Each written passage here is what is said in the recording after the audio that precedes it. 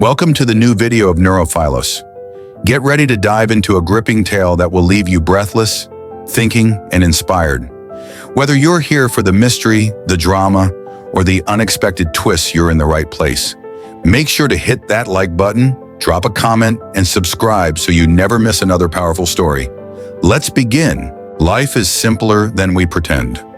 Most of us grow up believing life is complicated. We hear it everywhere. Relationships are confusing, success is mysterious, happiness is unpredictable, and the world is too complex to fully understand. So we assume there must be secret formulas, advanced strategies, and hidden systems that only special people know. But the longer you look at life honestly, the more you discover something uncomfortable and freeing. Life is actually simple. We are the ones who make it complicated. Think about the biggest advice industries in the world. Health, success, relationships, motivation.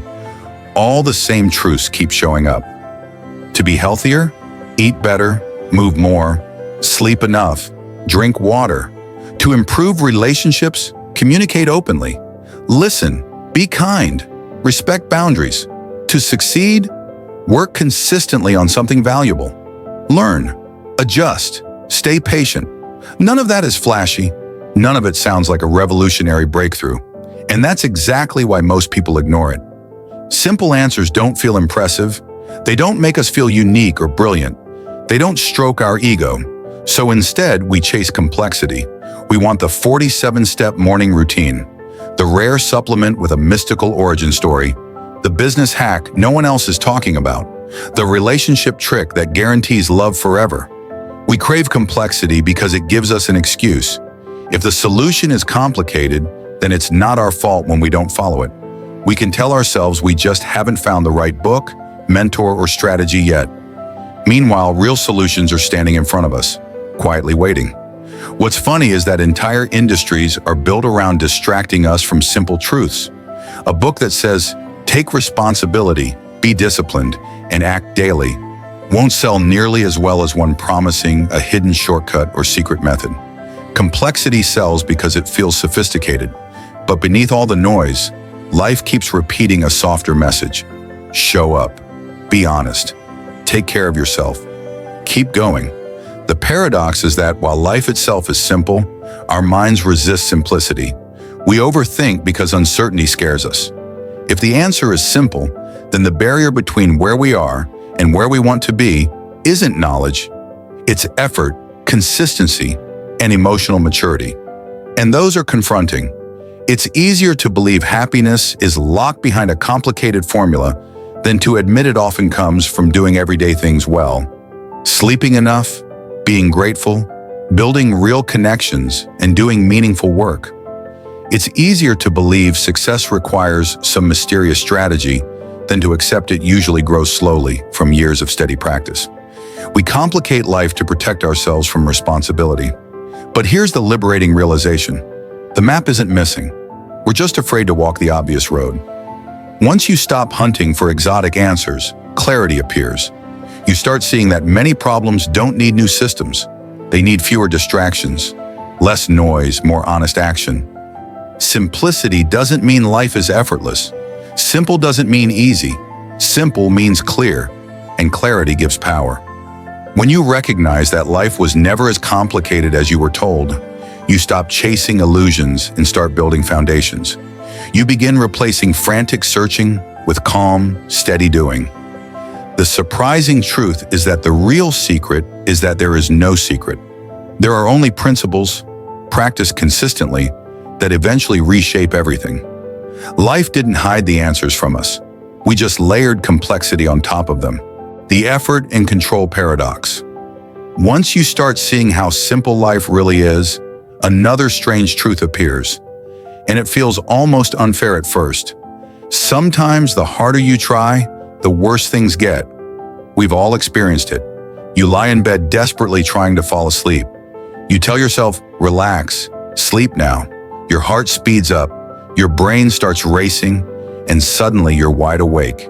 You pursue happiness with intensity. You read books, watch videos, repeat affirmations. Yet somehow happiness feels farther away. You want someone to like you, So you push, impress, perform, and they pull back. It feels confusing until you understand the backwards law. When you cling too tightly to an outcome, you accidentally push it away. Sleep comes when you let go. Confidence grows when you stop forcing it. Real love forms when you're not desperate for it. Life often rewards those who care, but not those who cling. We confuse effort with control. We think if we just tighten our grip, we can control everything.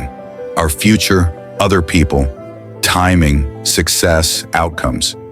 So we plan relentlessly. We try to anticipate every possible problem. We become mental control freaks, even if we don't admit it. But control behaves like water. Hold it gently and it stays. Squeeze tighter, and it escapes between your fingers. You can spend hours trying to control how others see you, what they think, how they behave, and still be blindsided. You can build perfect plans and watch life bend them in half within a day. Here's the truth that ancient philosophers understood thousands of years ago. You control very little, but what you control matters more than everything else. You don't control traffic, but you control when you leave. You don't control whether someone respects you, but you control the kind of person you become. You don't control every opportunity, but you control how prepared you are when one appears. That's the real power. Not controlling outcomes, but mastering responses. Think of surfing. A surfer doesn't control the waves. The ocean will do what it wants. Calm one moment, chaotic the next. The surfer's job isn't to command the ocean. It's to learn balance, timing, and skill, and ride what comes. Life works the same way. Most stress comes from trying to be the ocean instead of the surfer. And here's where the paradox deepens. Effort still matters, just not the anxious, desperate kind. The right kind of effort feels focused but loose, committed but not panicked. You act with intention, and you allow results to unfold. This isn't laziness, it's relaxation with discipline. Lazy says, I won't try. Relaxed effort says, I'll try, but I won't strangle the outcome. You still show up, you still work, you still push forward, but your self-worth isn't chained to immediate results. People who master this balance often look calm. They aren't rushing, they aren't constantly proving themselves.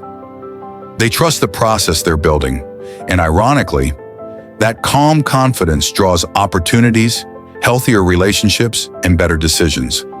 Because when you aren't desperate, you think clearer, perform better, and people feel safer around you. The goal is simple. Act fully, release attachment, guide your effort, loosen your grip on outcomes. Life will still surprise you. But instead of fighting every wave, you start riding them. Instead of drowning in anxiety, you discover something stronger than control. Competence, presence, and trust in the long game. That's when progress starts to feel less like a battle and more like momentum. Your brain's secret night shift. While you go to sleep at night, it feels like everything shuts down. Body still, eyes closed, world fading out. But inside your head, something remarkable is happening. Your brain is clocking in for its night shift. For years, scientists believed sleep was simply rest time. Then researchers discovered something incredible. During deep sleep, the brain activates a specialized cleaning system called the glymphatic system. Think of it like a janitorial crew moving through a massive office after everyone leaves. All day long, your brain is busy, thinking, worrying, planning, reacting, solving. That mental activity leaves behind waste products, including proteins associated with brain fatigue and cognitive decline. During sleep, cerebrospinal fluid flows through brain tissue, washing away toxins and metabolic leftovers. It's literally a rinse cycle for your thoughts. And here's the part that still surprises neuroscientists. During deep sleep, your brain cells actually shrink slightly. That shrinking opens space between them, allowing fluid to circulate more easily. In simple terms, your brain temporarily makes extra hallway space so the cleaning crew can move faster. This is why you feel mentally foggy after a bad night's sleep. It isn't just being tired. It's like trying to work in an office where the trash hasn't been taken out for days. Tasks feel heavier, decisions become harder, emotions feel bigger, Everything requires more effort. Sleep isn't optional recovery. Sleep is maintenance. Your brain weighs about 3 pounds, is roughly 60% fat, and burns around 20% of your daily calories. Even when you're doing nothing, it's constantly computing, predicting, storing, and filtering, the most energy-hungry organ you own. And it doesn't just clean itself at night, it also reorganizes. Memories from the day get sorted, important experiences are strengthened, meaningless noise gets deleted, skills you practice become more automatic, emotional reactions soften and stabilize. Have you ever gone to bed stuck on a problem and woken up with the answer? That isn't magic. That's the night shift doing pattern sorting, connecting dots without the noise of conscious thought. But here's where things get interesting and humbling. The brain you rely on so confidently is not a flawless, truth-finding machine. It is a survival machine. It shortcuts, guesses, and filters constantly. Dozens of built-in biases shape what you notice, what you remember, and what you believe. You see patterns where none exist. You notice things that support your beliefs and ignore evidence that challenges them. You remember your wins more clearly than your mistakes, and you narrate all of that as if you're objective. Your brain's job is not accuracy, it's efficiency and protection. This doesn't make you broken, it makes you human. The real power comes from awareness. When you understand that your brain edits reality, you stop automatically trusting every thought as truth. You pause, you question, you check yourself. You realize that stress, lack of sleep, and emotional overload aren't just feelings. They physically change how you think. Protecting your brain suddenly becomes less about willpower and more about giving it what it needs. Deep, consistent sleep. Moments of quiet, healthy routines. Time to process. Because when the night shift can do its job, everything works better. You think clearer. You remember more accurately. You react less emotionally. You solve problems faster. And life feels less overwhelming, not because it changed, but because your brain is cleaner, calmer, and more capable of handling it. Your brain is the engine driving every experience you have. Treat it like expensive equipment. Care for it, maintain it, and give it space to recover. Because while you sleep, the most important work of your day might be happening without you even knowing. The happiness trap. If you ask most people what they want from life, their answers might sound different. Success, love, money, purpose, peace. But underneath all of it sits one universal desire. They want to feel happy. And yet, happiness is the one thing that seems to slip away the faster we chase it. We tell ourselves, when I get that job, then I'll feel fulfilled. When I lose the weight, then I'll feel confident. When I find the right partner, then I'll finally be happy. We drag happiness into the future and tie it to conditions. But psychology and neuroscience keep revealing a strange truth. Happiness isn't something you capture. It's something that arrives when you stop chasing it directly. Think of happiness like a cat. If you chase it, it squirms away. Sit still, act naturally, and it eventually curls into your lap. Chasing happiness creates pressure. Pressure creates anxiety. Anxiety suffocates happiness. Researchers call part of this pattern the hedonic treadmill. Something wonderful happens. You win money, fall in love, buy something exciting, achieve a goal, and your mood rises. But after a short time, you return to your emotional baseline. The new thing becomes normal. The brain adapts. The same thing happens on the negative side. Hardship hits, loss arrives, pain shows up. It feels unbearable at first, yet over time, most people return surprisingly close to where they started. Human beings are emotionally elastic, so the if-only thinking, if only I had X, my life would be perfect, is quietly misleading. Happiness doesn't live at the finish line. It lives in the process of becoming, contributing, and connecting.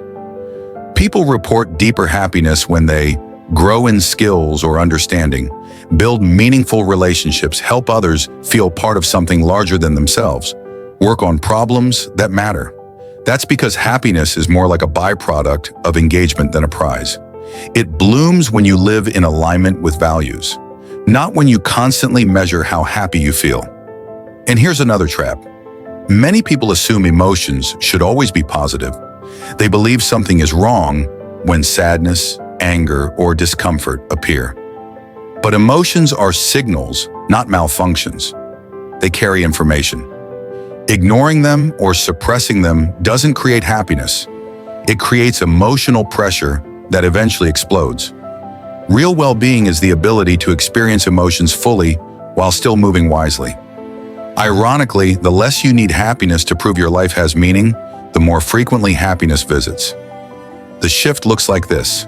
Instead of asking, "How can I be happy all the time?" you begin asking, "How can I live meaningfully, even when I'm not happy?" That question leads to better choices. You invest in relationships instead of distractions. You build habits instead of chasing shortcuts. You give your time instead of only accumulating things. You pursue growth instead of chasing constant comfort. And gradually, without trying to force it, you notice more moments of genuine contentment appearing. Quiet, steady, grounded. You learn that happiness isn't the spark at the end. It's the warmth that shows up along the way when life is lived honestly. So if happiness keeps slipping away, it may not be because you're broken. It may be because you're running after something that only appears when you stop sprinting. Slow down. Engage deeply. Do things that matter. Strengthen your connections. Create, contribute, and grow. And then let happiness do what it does best. Arrive on its own. Your biased brain. We like to imagine our brain as a fair judge. Logical, objective, balanced, and rational. We tell ourselves, "I see the world as it really is." But here's the uncomfortable truth. Your brain isn't built to reveal reality. It's built to help you survive reality. And those are two very different jobs. Your brain is a pattern-detecting machine. It constantly looks for shortcuts, guesses, associations, and signals that help you react faster, often before you consciously think.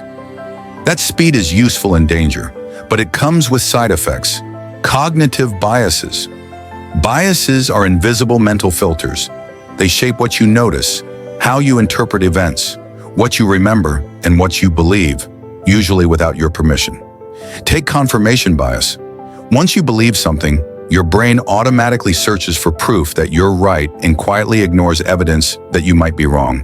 You don't notice you're doing it. It simply feels true. Or the halo effect.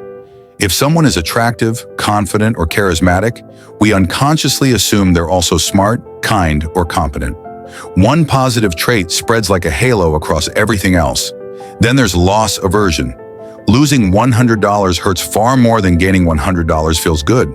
That's why we cling to bad jobs, unhealthy relationships, or failing projects.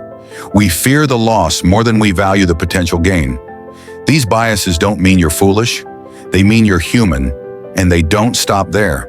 You judge others by their actions. They were rude. They should have done better. But you judge yourself by your intentions.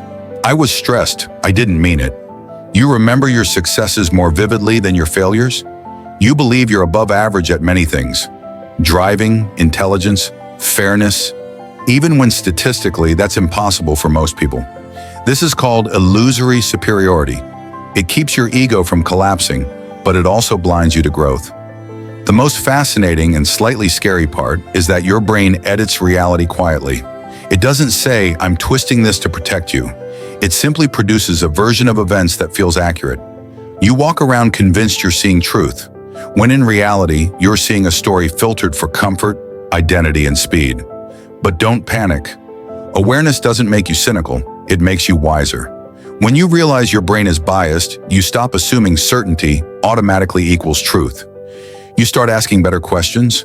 What might I be missing? What other explanation could exist? Which bias could be influencing me right now? What evidence would change my mind? Those questions don't weaken your beliefs, they strengthen your clarity. Biases can't be removed. They're hardwired, but they can be observed, and observation creates choice. The moment you see the bias, you gain distance from it. You become less reactive, less defensive, more curious, more open. And that changes everything.